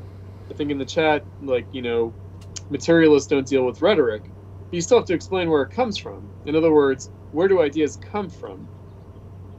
Right? Where does a utopia come from? Right? Like, utopia is socially conditioned. It comes out of a historical moment. It's not an expression of a future, it's an expression of the present. Right? And so, again, it might be ideological, it might be obscure and mysterious, right? It may not be clear to itself, but it expresses a real possibility. And that's Marx's letter to Ruga, for the ruthless criticism of everything existing, which I know Cryptofash invoked for himself, as the basis of his own criticism. And I just thought, well, okay, yes, right? And that is where Marx says he needs to explain how consciousness becomes obscure to itself, right? So clarification of what the reformers want, what the revolutionaries want. In that way, I have no problem saying a critique of the left, but really it was a critique of socialism and communism. And it was a critique of the workers' movement. It was more specific. And again, my mistake, I guess, might be that I say left because I mean shorthand of socialism and communism and Marxism. Of course, that's not the way it's meant in capitalist politics. And maybe the baby leftists don't know. Maybe Cryptofash is a baby leftist. He doesn't know that you can use the term differently than capitalist politicians do, right? And so I just come from a different time. Like in my time, Clinton didn't say, I'm to the left of George H.W. Bush. It just wasn't, they just didn't use that. That wasn't part of the rhetoric. And so, I think that, I get your point. Maybe it was a wrong foot to start out from, but I was dealing with this issue of anti-leftism, right? And why, I'm not unsympathetic to the substance of anti-leftism, the way Cryptofash articulates it, but I was called upon to defend why I use the term left. Sure. Right? Why I don't junk it. And it really is for you. It really is for you going back to Kolakowski. By the way, Salamun da Costa is in Poland right now, in Katowice, Poland, and is one of the moderators in my chat, and says, Poland apologizes for Kolakowski, sad face. Well, I just want to say... Kolakowski became a right-wing crank, and his main currents of Marxism is awful. It's an awful screed.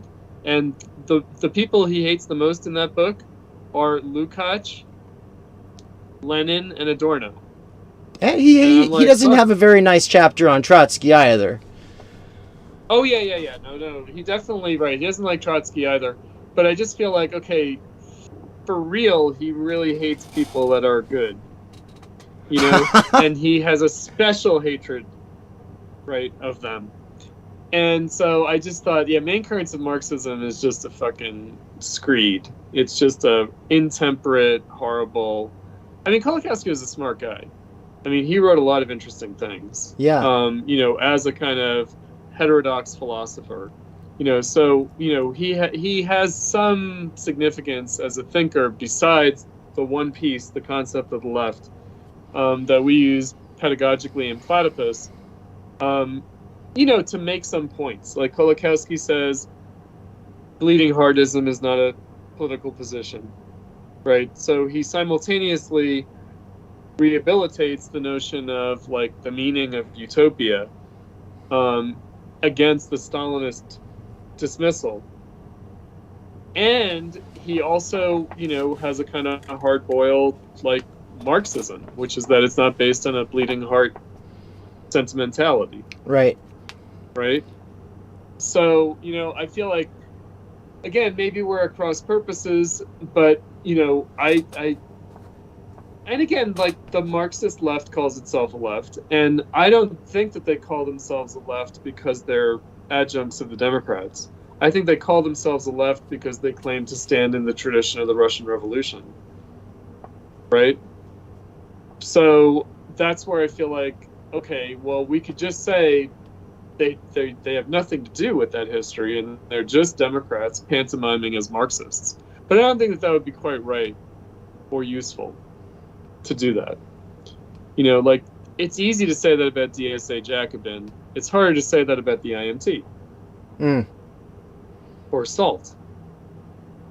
Right? Like Socialist Alternative.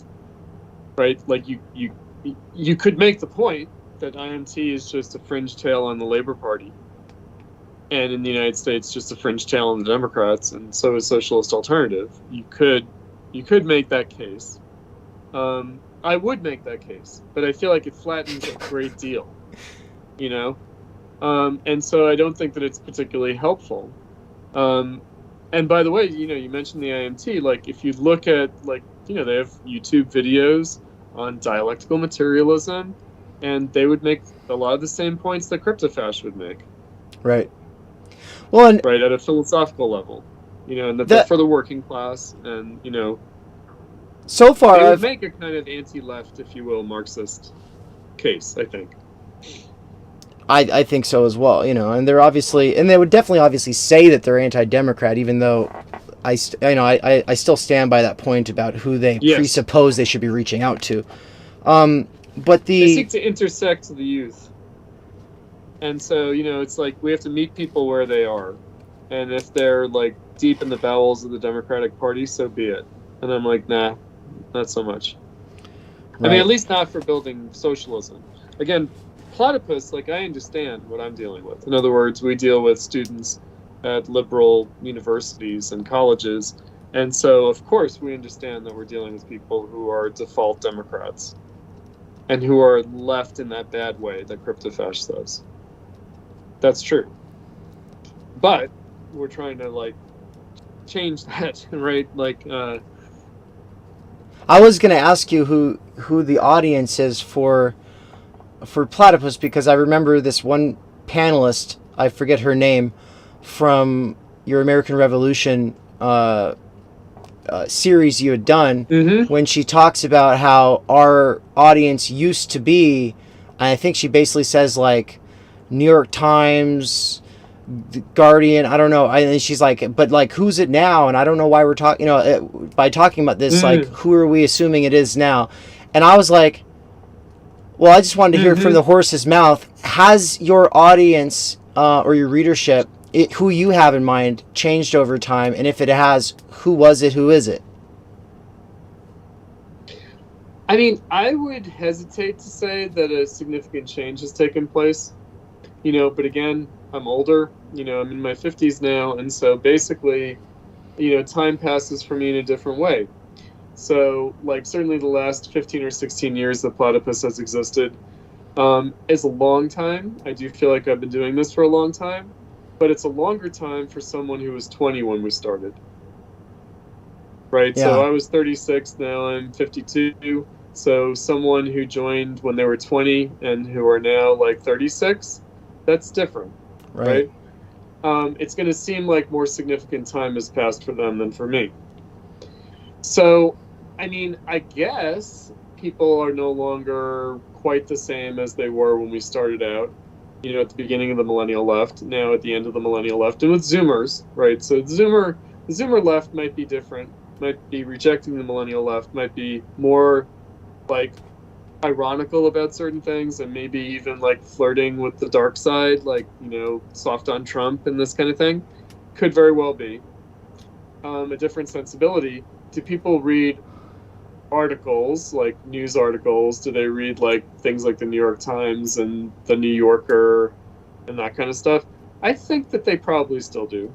I think people still, I think that the dominant media forums are the same as they were. Maybe they read DSA Jacobin now. Maybe they read, other kind of online leftism that wasn't there as much when we started out. I'm not sure. I'm also not sure that it matters all that much. Meaning, I think that platypus, like, who's our audience? Our audience are students, or anyone who's curious about Marxism. Now, I think in the chat there was a question about, what do I think of like autonomous Marxism and aperismo and that kind of thing. Like, we touched on this earlier. Wait a minute, you've got eyes on chat? A little bit. Oh, that's killer. Okay, good. That makes me feel good, because I was never going to catch most of these, but I did see that one. I'm not catching most of it, but that definitely stood out for me. Okay. And I feel like, okay, I don't want to be dismissive, but I'm going to sound dismissive. Which is, I think autonomous Marxism and in general was more of a phenomenon of like anti-Stalinism, and it related to maybe with a separate history from council communism, what we mentioned earlier. Like a Paul Maddock Sr. and like a Panakowick and the later Karl Korsch, these kinds of thinkers. And really they were like communist militants. They were proletarian socialist, activists, I guess. So they weren't merely thinkers. But I think that pretty much went nowhere in the 20s and 30s, and it also didn't really go very far in the New Left. And it produced some new ideas, I suppose, and recovered some important neglected aspects of Marxism.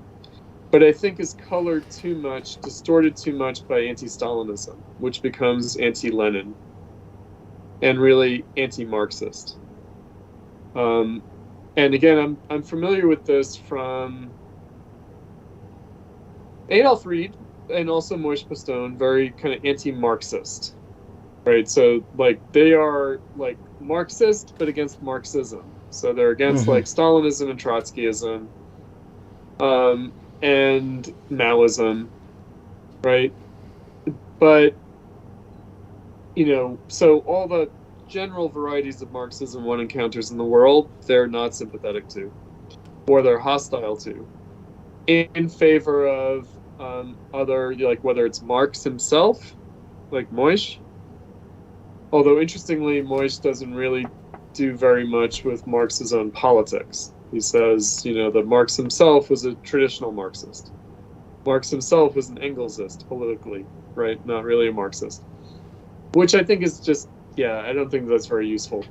Well, and I want to, so I think that the main point in time, labor, and social domination, and I think this point gets repeated in some other things I read, which I'd say, if I have a position, it's basically this position, is that Marxisms becomes the enshrinement of the working class and the reification of the idea of representative rule, whether it be authoritarian or centralized or democratic or whatever you want to call it. It's the idea that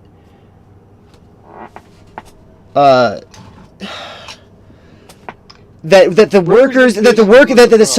solution comes through people adequately representing the interests of the workers, and that the interests of the workers, that there are objective interests of those workers that can be reached, and that a lot of that's going to come through working with unions and all of this other stuff, when and I think this is Moish's main point, is no, it's the abolition. It's the abolition of the form of labor specific to capital, which is not just, oh, I make wages. No, you can abolish wages, but the fucking form is still there, right? The form of life that you have, you don't have time and energy to do anything else with your life. And so that's not something that changes under Lenin or anyone that follows after him. And in fact, I mean, it's not something that really seems to be considered. Obviously, now you said they're not sympathetic. I'm very sympathetic.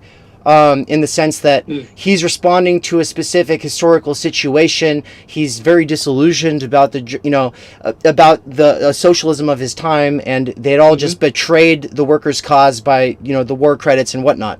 So he's focusing on what he's focusing on, and it's a very specific situation he's in. But yeah, the idea of the abolition of the form of labor and of this identity category worker, how is not on the table. The question. How is that going to be? Because I think that is the goal, and I think Marxists always had that goal. Yes. Well, I think so too. Yeah. Right. So Lenin had that goal. Rosa Luxemburg had that goal. Trotsky had that goal. That is the goal. The question is how it's going to happen, and the controversial point, and it's in Marx himself. It's in not just Marx and Engels. It's in Marx. You're not going to overcome this immediately. In other words, there is going to be a transition, and this is the controversial point. This is why Marxism is not anarchism, because we can't just wake up one fine day and just quit capitalism. We can't just say, "Fuck it, I'm not doing it anymore."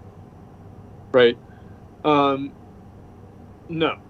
So, it's a political project. It has to really stop capitalism at a global level, the world revolution, and it has to actively seek to achieve conditions for ending wage labor and for ending compulsory labor of any kind. Life's prime need life's prime want rather than life's prime need. So that's Marx, describing communism. So how? And we're going to do it on the basis of capitalism. Well, in other words, we're not going to do it by just quitting capitalism like cold turkey. We're going to do it in and through and out of capitalism itself. Right? And that means, and it's very tricky, and this is, again, I kind of feel like maybe these anti-leftist Marxists, are onto something there, where they detect something, where they're like, you know what, the Democrats are not leading us to socialism, but maybe the Republicans kind of are, in some way. In other words, what's detected is the conservatism of proletarian socialism, that the revolution, if there's a revolution in the United States, it's going to be motivated by the desire to save society from capitalism. Right? It's going to be based on what I would call bourgeois social values. It is going to be based on the work ethic. It is going to be based on that kind of stuff. It's going to be, the capitalists and capitalism more generally have ruined the world of honest work and participating in society that way. And we want to go back to that. We don't want to become serfs, right? We don't want to become, debt slaves, of a rentier class of people, right? We don't want to be, just earning billionaires monetization through our clicks online, right? So it's going to be some kind of conservative bourgeois impulse against the crisis of capitalism. So, but again, Marxists understand that you can't restore bourgeois society. So like a Tucker Carlson, we can't restore bourgeois society. The only way out of capitalism is through capitalism. So the working class, insofar as it is mobilized, So you can get like working class cadre who are socialists who will understand some Marxist theory, but I think the majority of the working class is not going to be Marxist. It's not ever going to be Marxist. And you're going to need the majority of the working class to make a major political change beyond capitalism, or at least in that direction. And they're going to be motivated in a contradictory way. And I think Marxism is just aware of that, right? And aware of the fact that capitalism is unrevocable, like it's irreversible. It's not like we can go back to pre-capitalism or something in any way. So what we can do is leverage the crisis of capitalism against itself, beyond itself. And that's going to move in a contradictory way. It's going to move in the direction of like restoring wage labor, and it's also going to move in the direction of technology making wage labor unnecessary. And it's going to have those two parts. So like Moïse Postone has this, kind of unfortunate but also very useful way of putting things, which is proletarian constituting revolution versus proletarian transcending revolution. And the point is that the revolution is going to be both of those things, and it's going to have to work through the contradiction of those things. And I think that like autonomous Marxism, apparismo, left communism, and council communism, like in general, socialism or barbarism, like Cornelius Castoriadis, kind of post-Marxist Marxism, if you will, that did become disenchanted not only with Stalinism but also with Trotskyism and with Leninism more generally. I think angled in that direction, but maybe in a one-sided way, like meaning emphasizing like overcoming work. And again, the question then is how is that going to happen?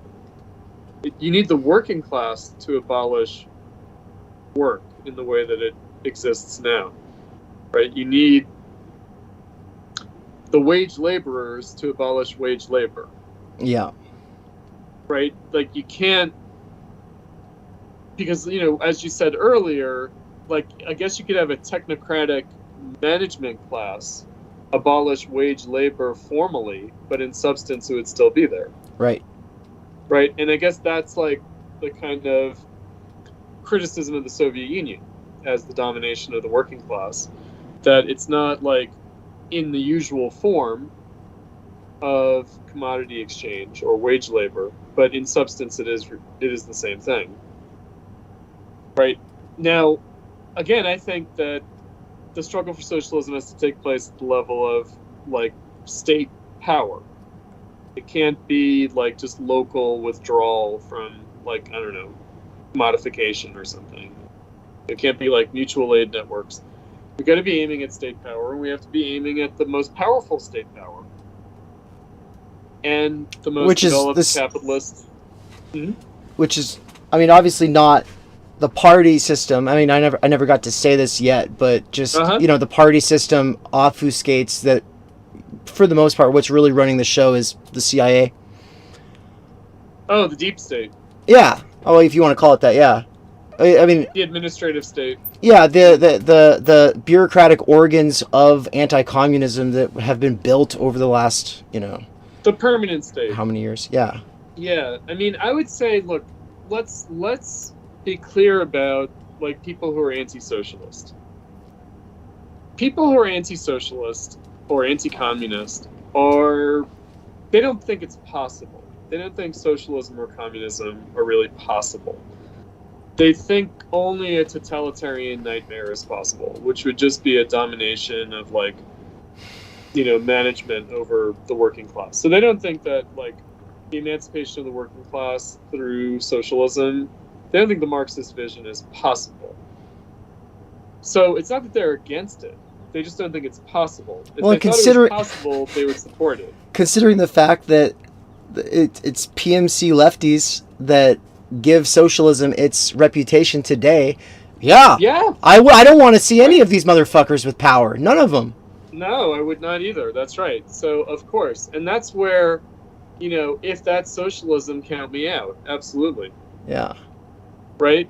But we have to be clear, so the right, when they reject socialism, they reject it as impossible and undesirable, meaning like it would just be uh, an attempt to do something that's not possible, which will just make things worse. They see it as like creating like social chaos and disorder, tearing down society in the name of nothing better than what we have now, that can only make things worse. And I kind of feel like, okay, that's what we're really dealing with. We're not dealing with people who are like, I don't want socialism because I'm against equality, right? It's because they don't believe it's possible, right? So that's important to keep in mind, because then, the Democrats don't believe socialism is possible, and a lot of people who call themselves the left also don't really believe that socialism is possible. They really don't. And so, they do believe in their own virtuous social justice warrior, knowing better, and doing what's best for the people. And I think Marxism, the way I understand it, and the tradition that I see myself in, is that political change is one part of the process that really has to be a social revolution. And so, taking state power, the dictatorship of the proletariat, all this stuff is necessary but insufficient. And by the way, that's also what my old professor Moishe Postone thought. He thought that traditional Marxism was necessary but insufficient. And so in and of itself, it won't get us there, and it might even get us further away from the goal. But he still thought it was necessary. Especially when you, say, all right, everybody, we've achieved socialism now, and now get back to work. But don't worry, so, this is yours. You're represented. Yeah. In other words, he thought, yes, you are going to have to take the private property and the means of production away from the capitalist class. Yes. And you are going to have to empower the working class. In other words, the proletarian constituting and proletarian transcending, he understood that those weren't flatly opposed, that you needed a proletariat constituting politics in order to be able to have the possibility of a proletarian transcending politics. Right. So he wanted to go beyond traditional Marxism. He wasn't just like opposed to it. Right. And, again, kind of like in the 60s, I guess the new social movements looked like they could take the already constituted proletarian politics and build on that and transcend it. And as it turned out, that's not really the case, and instead we've been thrown back. And I would argue that in the 50s and 60s, there had not been a proletarian constituting politics anymore. I think that had happened in the era of the Second International, of old historic Marxism, and that what you had in the 20th century was the proletariat not constituted as a political subject. So it's not like we could sort of take that for granted and then build from that. I think that there was a lot of backtracking by the time Moishe was writing, and also the left communists and the council communists and autonomous Marxism and Apparismo. I feel like they thought that they were trying to go beyond something that already was there. That there was a proletariat constituted as a political force, and that it had reached its limits and was too conservative, and we needed to go beyond that. They were basically arguing against the communist parties of France and Italy. And I would say, no, it's not like you're building upon that and trying to go beyond that. It's that those parties actually represented a regression. And were not really, they were already kind of parties for managing the working class. They weren't really constituting a proletarian political force in the direction of socialism.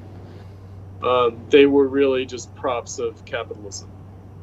The communist parties in the West. So, I think the problem is deep. And I think, again, I'm not sure about Cryptofash and his argument, but I suspect that it's much more about recent history. Like, I don't think it's really about, like, the Italian and French communist parties of the 50s and 60s. I don't think that it's about, like, high Stalinism in that way. Right. Well, and so I want to just say a couple points of order, and I'll touch on my main criticism of Cryptofash since I'm done playing devil's advocate. I don't think I did a very good job playing devil's advocate. I think that people should read the articles and then comment on this video in the future. I suspect he will do something along those lines. Someone said he was in the chat. I don't know if that's true or if it was just because someone sounded like him. But the one thing I did want to say as a point of order, though, is that the chat has been a long one. There's been a lot of contributions. And I hope it doesn't get erased. Sometimes it's not accessible later. But the main thing is if you're watching this and you're like, wow, I asked a question and it didn't get answered, and you dropped out of the live stream and you came back in the future and then you watched this later and you're like, well, no one ever responded to my question. Or if you're still in the chat and you asked something earlier and it still hasn't been responded to, do put your own comment or some new version of it into the living version of the chat, which is the one under the video, because it drives me absolutely bonkers when there's a lot of great engagement in the live chat. Obviously, we can't keep up with it. And then you just put that in the living version, because hopefully we'll get a chance to resume the conversation someday. If what you've said, sticks with either of us, then it will be brought up again, I'm sure. And so, it's not any real thinking or conversation is sustained, and so it's not a one-off. So I suspect I'll be walking and like hit by a bolt of lightning. Oh my God, I should have said this thing. So we'll hopefully get to all that stuff later. And obviously, I want to hear your hot takes on the main currents one of these days, because I mean, holy cow, that's a pretty life-changing 3-volume work. But the but yeah, my main criticism of Benedict Cryptofash is just that he, as well as Amy Therese, never say what they mean by Marxism, ever. And that, at least from what I've been able to find, I haven't I haven't listened to everything on What's Left, and I haven't read everything, I've not read all his tweets, but just going off of it's like, no, I'm sorry, Marxism is not just it's not even just dictatorship of the proletariat. Like you said, it's a necessary condition, but it's not sufficient. So what else? What are the other aspects? Personally, that's something that I agonize over and have been working through for years. And so to see people be like, well, we're the real Marxists and we don't like this or we don't like that. It's like, yeah, but what is Marxism to you? And that's a problematic word, because it means a lot of different things to a lot of different people. And sorry, you can't just lump yourself up into that broad bag. It doesn't work. And so when I asked Amy Therese directly through direct messages on Twitter, back when she first came onto my radar, I'd listened to some of her podcast stuff, and then I messaged her and I was asking her like, what's her position on some things. She's like, well, I'm just a Marxist. And I was like, so what kind of a Marxist then would you say that you are? Because for some people it's like Marxism evolves in the correct direction through this one lineage, or it was fucked from the beginning. Marx was on for me. I can say for certainty that I like Marx. And by the way, happy birthday, Marx, everybody. It's his birthday today. Oh, yes. Indeed. Yeah. But I can say that I find most important to my own thought his fundamental questions and concerns, and everything else that comes after it gets enshrined as a state ideology, I'm not so sure. It's going to take a lot of history lessons from my elders and a lot of books. And so for the time being, I'm in a skeptical position. But when I see people who are ostensibly, or I'm getting lumped up with them, calling themselves Marxists, I'm just like, what are you talking about? I've organized with Marxists. None of them are the same. And they're all over the fucking place. So anyway, that's my main criticism of Cryptofash. I'm the last Marxist. Yeah, and that's right. I didn't mention that when I introduced you, but that is what you get. If Cryptofash goes by, if Cryptofash, tragic. What's that? Tragic but true. Right. So I mean, how dare they call themselves Marxists when you're the last Marxist, right? Indeed. So yeah. My goal in life is to get everyone to admit that they're not Marxist. Is it? Yeah. That's the way to clarify things. Well, I'll just say it. I'm just not, I'm just not pure enough. But no, it's not about purity. It's about something like, I don't know, basic, to use a word. Meaning, I like to keep it simple. Right? Capitalism goes into crisis. Capitalist politics is about managing the crisis. Is there an alternative to capitalist politics of managing the crisis? Right? So can we do something else? Because, the culture wars, all this stuff, that's just a way of managing the crisis. And obfuscating it. Yeah, obfuscating, but also mobilizing. So, the crisis of capitalism manifests as the workers being pitted against each other. And they can be pit against each other in many different ways. So, of course, like long-standing, like cultural, social differences are there. They're ready at hand. And so, whether it's like racial conflict or religious strife, any kind of communitarianism, any kind of ethnic, cultural, communitarian violence. I mean, every country's got it. Every country's got it. Why is that? Right? Right. Capitalism, let's just get real. We can disenchant it. Meaning, is like, I don't know, anti-black racism in the United States. Is that like really more powerful than anti-Muslim sentiment in India? Right? Or in Myanmar, where they, massacre the Rohingya. Like, in other words, like, are we really going to claim that somehow this is like a deeper problem that we have in the United States because the history of racism than exists in other countries? Right? Like, we would never accept that India could never be socialist because of Hindu-Muslim animosity. We would say that's a lame excuse. Right? But in the United States, we're willing to say, you know what? White supremacy. We can't have socialism. What? No. Or patriarchy, sexism. That means we can't have socialism. No. Like, we just got to get real about the fact that these things are not the deep obstacles, or they at least should not be the deep obstacles that people think that they are.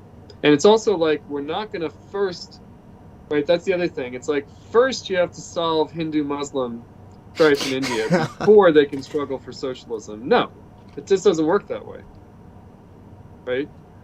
Like, first we have to make the working class like anti-racist before we can struggle for socialism. Or first, it's never going to happen.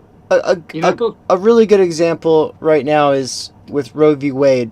Right? This is being posed as an inherently leftist position, and I have a lot of women in my life who are on both sides of this thing, or prefer not to, which is, I think, the general working class position. Is I don't have the privilege to have a strong position on these things, and that because who are you to tell people what to do? Right, and so there's a couple versions of libertarian ways of presenting pro and anti-abortion positions. Yep. Which are both obviously a lot more palpable than these demonizing, humiliating, scapegoating, essentializing, totalizing fucking bullshit versions that just like completely dehumanize the other. I just got into it on Twitter about this because someone was like, I just went on there to just share that this was happening, and then I happened to see someone like saying, for them, it's always just about power. And it's just like, no, it's fucking not. Like, I'm sorry, all the women in my life who are Christians who care about this shit, they don't fucking care about power. They care about the lives or souls of like what they consider to be human beings who have like destinies and potential and meaning on this planet. And it's a different metaphysic than to a secular person, but it doesn't take a lot of empathy to just go, oh, we believe different things. And right. These are epistemically irreconcilable, but we're not going to get over all these epistemic irreconcilables before socialism.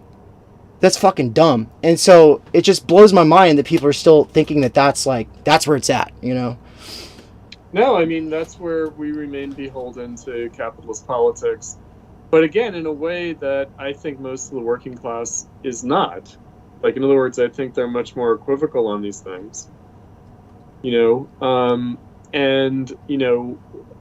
don't have what you're calling like epistemic differences. Is it a life? Is it not a life? I don't think people think of it that way. I really don't. I think they think it's a potential life, and it's kind of a shame if you have to have an abortion. I think that's probably the most, that is the normie position. I do think so, yeah. And it's like, it's sometimes necessary, but it's not desirable. Right. But, and then there's like quality of life issues. And like, if you can't raise a child properly, then you shouldn't have the child. It's just like people are very real about it. At this point, we're over the 2-hour mark, and I want to give you you can close out, touch on anything else you want to touch on. But I was going to ask this question, then I wasn't going to ask it, but then this last part just happened, and so now I have to ask it. So if there was if not a worker party, like a third party, everyone always thinks that's what we mean, right? But right. We're not talking about a third party, but if there was a kind of revolution where there was an actual workers' party and it displaced the two-party system as well as the third parties, would you then agree that there would be a left and a right on this that doesn't adhere to the opportunist versus ultra or utopian schematic, but instead the left and the right, because of the cultural milieu that we are in and the culture war and everything like that, that left and right would actually have to, on the one side, there would still be pro-life people, and on the other side, there would be pro-choice people. Right. I'm not sure that that's a left-right distinction exactly. So, I think that it's kind of become. I think it's become even worse than that. In other words, I think it's more pro-abortion, anti-abortion. Right. I really do think there are people who are culturally committed to, like, abortion per se, to defending abortion per se. Right? True. So it's not Absolutely. just choice, right? I think, a libertarian, it's a basic thing. And you'll even get this in mainstream politics, which is you're not going to eliminate abortion. What you're going to do is criminalize it and drive it underground, right? Yeah. And, abortion's been practiced for thousands of years, right? Every culture, every civilization practiced abortion. Right. And sometimes they had a moral issue around it, and sometimes they didn't, right? But it was practiced. And so the only question is criminalization or not criminalization. Yeah? And, I always like to use the example of, like, drugs, right? I'm pretty much a teetotaler when it comes to drugs, but I think drugs should not be illegal. I'm for the decriminalization of drugs, but I would also tell everyone I know, be careful, maybe drugs aren't good for you. Yeah. Right? Like, in other words, like, I'd be, I would have some moral issue around drug use, but I would not want the state or the government to penalize people. Right. Right? So, it's like that, right? What? Where I feel like, at the very least, we can say the state should not, but I think that we live, again, in a very degraded time where people think that the law is like morality, right? Yeah, so I think that, again, people do generally, ordinary people, but working class people, would have a more sober and realistic attitude about these things. In other words, they might assume that it's like a moral issue, but they might also realize that, like, it's circumstantial, So I just want to stipulate my question, because I did that thing where I used a specific example as opposed to what I was trying to get at, which was a more general point. And I was using the abortion issue as the example. But what I mean is, take the culture war as it currently exists. Would that exist basically roughly similar left and right in the worker party? It could. Hopefully it would be displaced. Hopefully it would be subordinated. Totally. I would say that just a very basic point is that the working class has to be organized into a political force for socialism, cutting across the existing ideological divisions in capitalism. And that would include the cultural divisions. But really, there are a lot of policy divisions, like gun rights, taxes. Look, socialists supported gun rights. Socialists were against taxes. Right. Does that mean that they were right-wing? No, right? It just means that the divisions in capitalist politics that we have today really have absolutely nothing to do with organizing people for socialism. And so these issues would appear very differently under different conditions of politically organizing people, especially working class people. But there would, it's a whole question of how we get there, though. And part of how we get there would be ostensibly... Maybe now it would have to be agnostic on certain questions. I would think so. Right. So an example that an old acquaintance of mine who was a leftist historian, a Marxist historian, a historian of the workers' movement, Bill Peltz, so William Peltz, P-E-L-Z, and he wrote some books. He used the example in the United States, but also even elsewhere. There was a temperance movement in the working class, and it fed into progressivism, and that's why we had prohibition in the United States. So the Socialist Party in Germany, or the Socialist Party in the United States, or in England, had to navigate in the working class culturally. There was a temperance movement. So there were people who were okay with drinking, and there were people who were opposed to drinking. And they had to include both people in the party. Right. And also social events for both people, for both, kinds of people. Just as an example, right? Drunk people go to this one, sober people. Yeah. Yeah, no, seriously, right? And, I think that that's an example of, people had very passionate feelings about this. In other words, there were socialists who felt alcohol is what the capitalists use to control us. And so they were completely opposed to drinking alcohol as socialists. Yeah. Right? And it's okay, we're not going to a priori exclude those people, but we're also not going to turn the Socialist Party into the temperance movement, which was really a lot more to do with middle class progressivism than it was with the struggle for socialism. Right. Right? And because Marxists were opposed to the state criminalizing alcohol or criminalizing any recreational drugs. So again, it's is that libertarian? I guess that's a kind of libertarian perspective, but that is the historic kind of Marxist position. But there were socialists on both sides. Well, I think another way of saying it is that there's a sort of, if we want to do a broad politics, if we want to do a mass thing, then we have to, the basic architecture has to allow for a lot of localized kinds of, decision making on these kinds of issues. So there's just, my thing, I wish it was county by county. And then if you need an abortion, you go to the other county. It would be like that.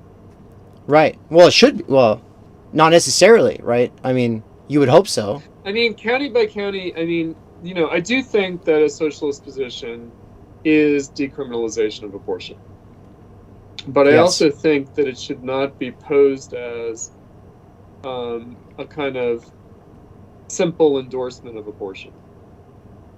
Right? In other words, there should be a place for acknowledging, that it's not only the right to not have children, or it's not just contraceptive rights, it's also rights to have children.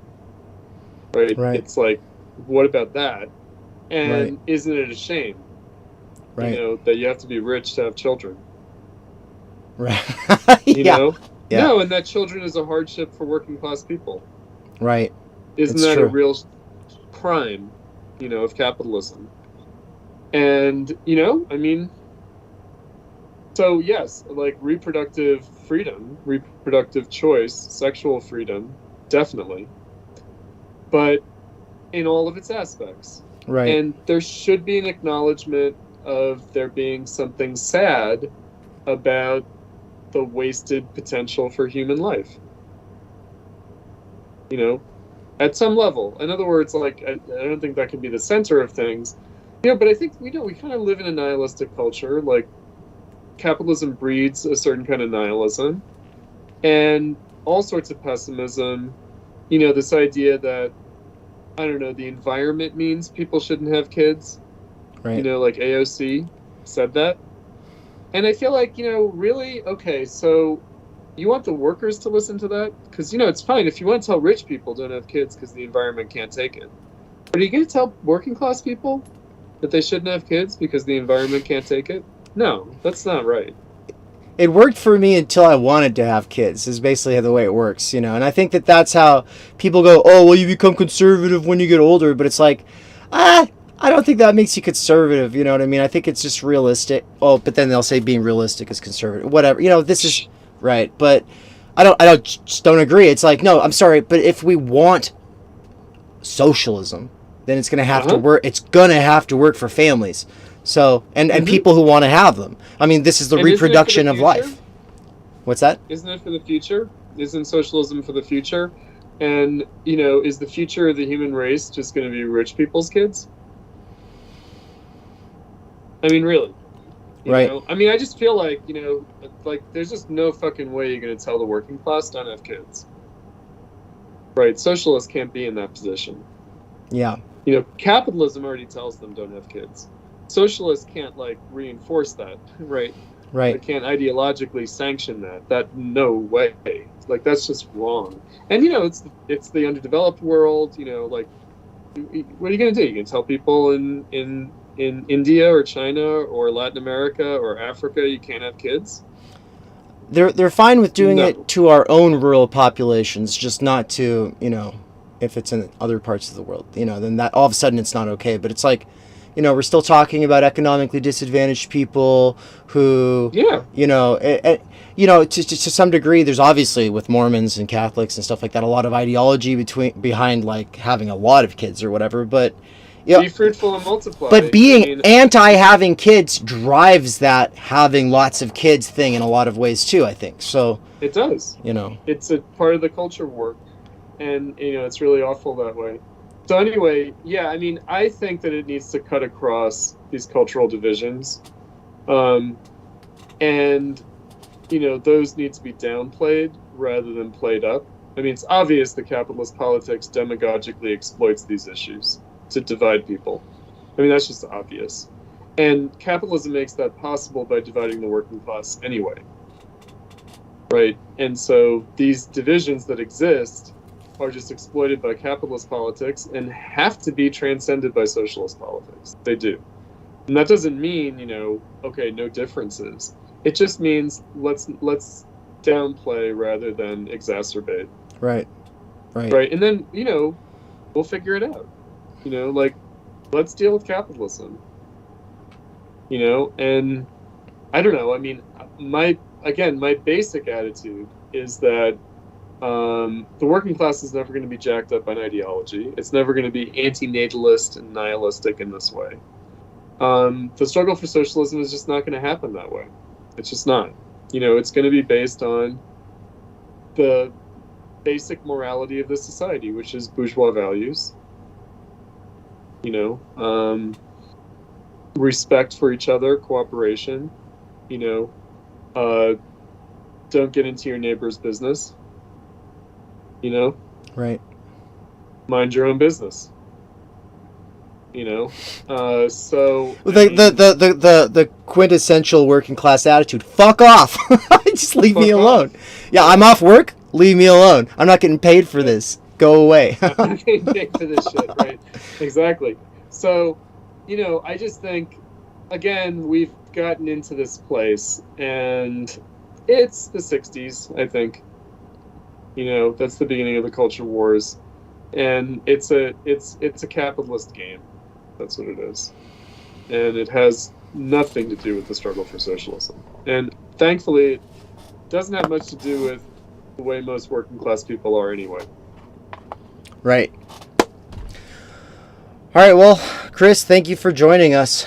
I hope to make it to your convention next year. I hope to continue this conversation someday. Everybody in the chat, thank you for coming by. Make sure to drop a comment in the living chat, not the live chat. And yeah, thank you. All right. All right. Take good care. Take care. Thank you.